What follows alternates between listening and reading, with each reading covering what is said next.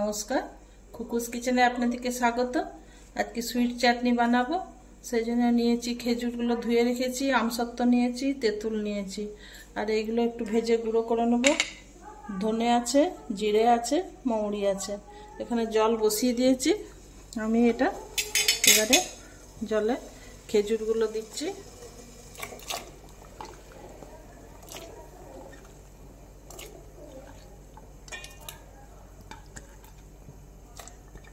আমসত্ত্বগুলো দিচ্ছি। আচ্ছা, এই যে তেঁতুলটা ধুয়ে রেখেছি, তেঁতুলটা দিয়ে দিচ্ছি।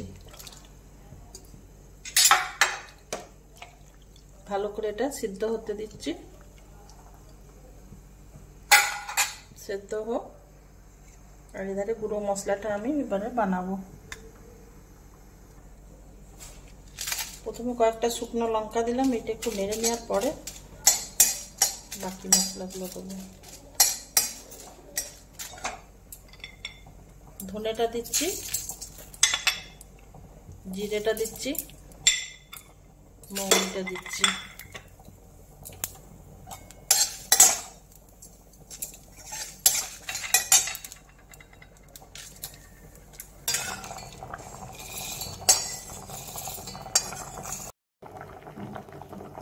ভালো করে ফুটে গেছে বন্ধুরা।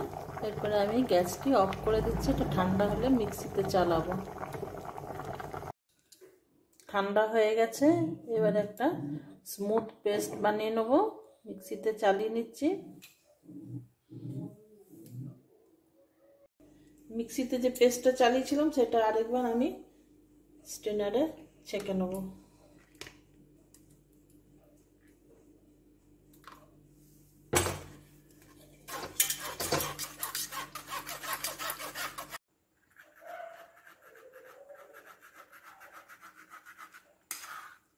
ভালো করে ছেঁকে নিতে হবে,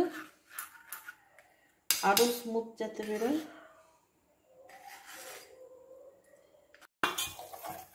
ছেঁকে নেওয়ার পরে আবার গ্যাসে বসালাম।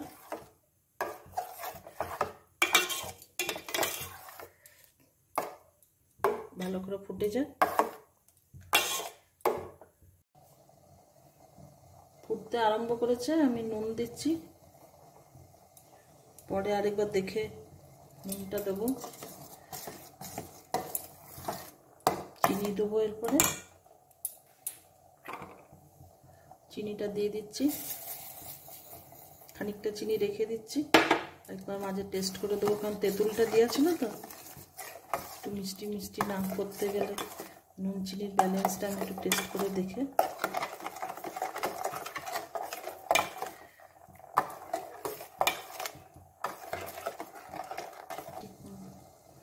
বন্ধুরা, এই চিনিটাও দিয়ে দিচ্ছি,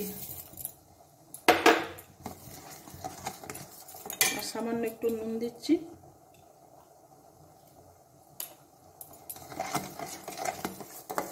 তো গুলে গেলে, ভালো করে ফুটে গেলে নিয়ে দেবো, আর ভাজা মশলাটা যেটা তৈরি করে রেখেছি দিয়ে দেবো। আমার এই সুইট চাটনি আপনাদের কেমন লাগলো কমেন্টে জানাবেন। নতুন বন্ধুরা সাবস্ক্রাইব করবেন, লাইক তো দিবেনই। ভালো করে ফুটে যায়, তারপর গুঁড়ো মশলাটা দেবো।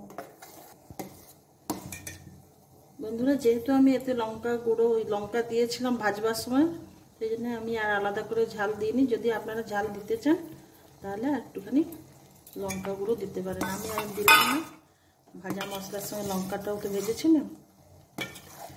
সুইট চাটনি রেডি।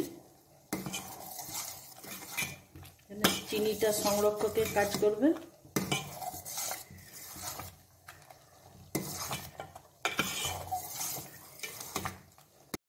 এটা দই বড়া, সিঙ্গারা সবের সঙ্গে খাওয়া যাবে।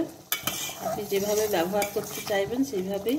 টক মিষ্টি ঝাল সুইট চাটনি, মিষ্টির ভাগটাই বেশি। একটু থকথকে হয়ে গেলেই আমি গ্যাস অফ করে দেবো।